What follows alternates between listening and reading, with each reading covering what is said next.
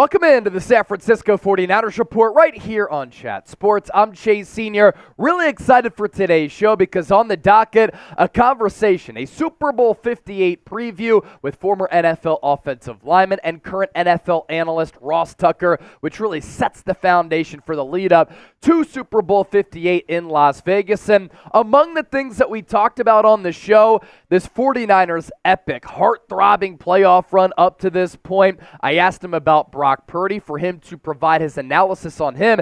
Had some interesting things to say about Purdy. Thinks he's legit, but also why he compares Purdy to Tom Brady. And we also get into some major Kansas City Chiefs injury news along their offensive line, which could really impact Super Bowl 58 given the weakness there and the strength of the San Francisco 49ers. Ross Tucker pretty qualified to talk about the trenches because he spent some time playing in the NFL along the offensive line. His background, in case you're not familiar with him, he grew up in Wyomissing, Pennsylvania. He played his college football at Princeton. I went to Temple University. I wasn't an Ivy League guy because I've never been known to be that smart. My dad did go to Brown, but I never got those genes. But went to Princeton, really good football player there, undrafted in 2001, but was able to stick with a few teams in the National Football League. Washington Redskins 2001, 2002, Dallas Cowboys in 2002, 2 years with the Buffalo Bills in 03,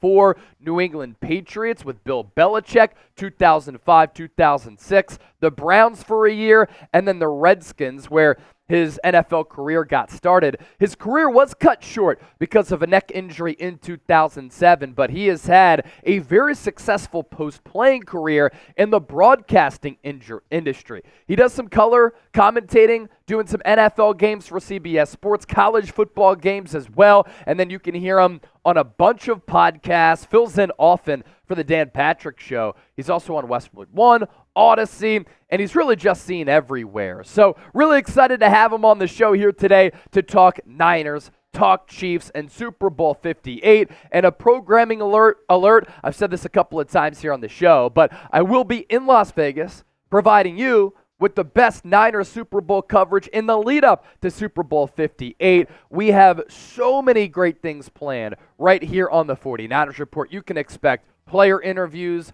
coaching interviews. I'm going to link up with other broadcasters, journalists, and content creators who also cover the 49ers. So this interview that we're showing you here today, it's kind of a preview of what else you can expect from us right here on the show next week. So make sure you subscribe, lock us in, and let's throw it to our interview with Ross Tucker.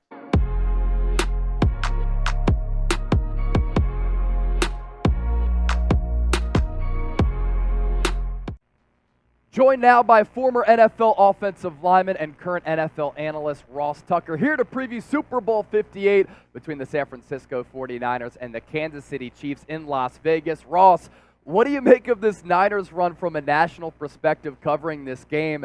Epic comeback against the Packers in the divisional round, 17-point comeback against Detroit.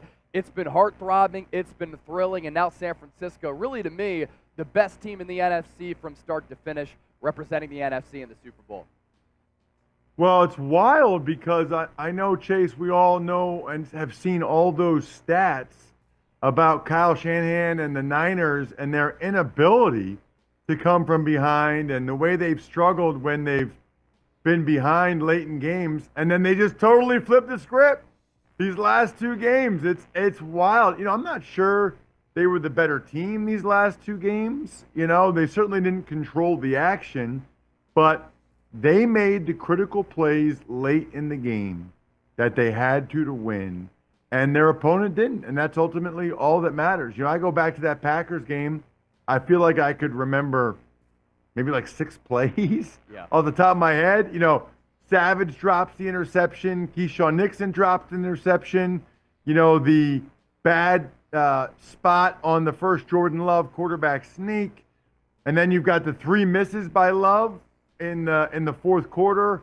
The one got picked, a couple of them they weren't able to convert, and so the Packers really had a bunch of chances to win that game. And then the Lions, that was just sad. Not for a Niners fan, but for someone watching the game, that was about as bad of a meltdown as I feel like I've ever seen in an NFL game at that stage. Josh Reynolds dropping a couple easy conversions, the Gibbs fumble, the interception off Vildor's face mask goes to Ayuk. Just an epic collapse, but the Niners were right there to take advantage of it and get the win, and they deserve the credit in particular because 2 weeks in a row, Purdy made the plays late that he had to make to get the win. Yeah, and I think you've seen San Francisco making it to 3 straight NFC Championship games, 4 of the last 5 being in the Final Four. That experience, having a lot of seasoned veterans on this team, has allowed them to really maintain that composure and have that intestinal fortitude. You mentioned Brock Purdy here. Let's talk about him. Just a hot topic nationally here, and it seems like whatever he does, some people out there will still try to move the goalpost to come up with reasons for why he's not legit. But in the second half of the NFC Championship game, he was clutch against the Packers. He was big time. And against the Lions, he threw for 150-plus yards. He rushed for 45-plus yards. He completed 80% of his passes. He averaged 10 yards per rush. I think the improvisational nature of how he was able to make plays out of structure really turned the momentum of that game, and he had no turnovers. No other quarterback's done that in the last 30 years, and he did that in a single half, regular season, postseason. What do you make of his play this year, this playoff run? And the big question, is he legit? Because this year, he's been top 5, top 10 in almost every major statistical category. Yeah, I mean, he's a really good player. And I don't know why there's still so much discourse around him. My guess is that there's really 2 things about it. Number one, and I experienced this, and I've noticed this for years in the NFL, I call it draftism. Somebody said this to me recently. I love the name because there's a reason why all these guys that are like first-round picks get chance after chance after chance. I mean, how many chances did Zach Wilson get with the Jets, right? And we know that some other team's going to sign him or trade for him and be like, oh, the potential. I'm so sick of hearing about potential with some of these first-round picks. Meanwhile, for Brock Purdy, because he was Mr. Irrelevant, it's like, I don't know, though. I'm just not sure, blah, blah, blah. All the guy's done is win. All the guy's done is play well. And that's the second thing, right? It's that his plays are not social media worthy. In other words, he's not like a big highlight guy. Like Josh Allen with a bazooka or running somebody over, or Mahomes like running backwards and throwing it sideways, Lamar Jackson running all over the place, even Justin Fields. Like there's other guys that have more plays that are going to wow you.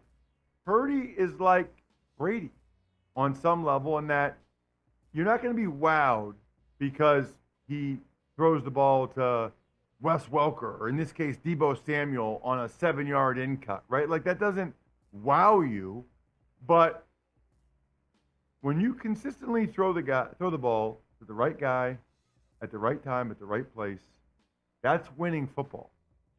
Coaches don't go into the huddle and say, Josh Allen, run around, stiff arm 2 D linemen and throw an 80-yard bomb. Ready? Break. Like that's not how it works. Purdy is like Brady in that he operates the offense at such a high level, it's not visually stimulating or quote-unquote highlight-worthy.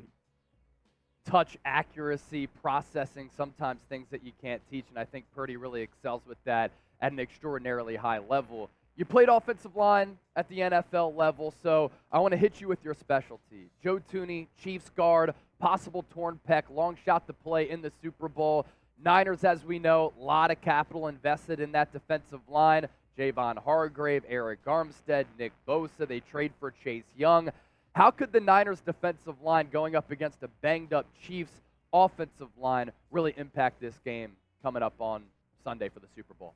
Well, they need to. And I would argue, Chase, they need to play better than they have because I didn't think against either the Packers or the Lions that the D-line that the Niners have invested so much money into, I didn't think they were overly impressive in either one of those situations, right?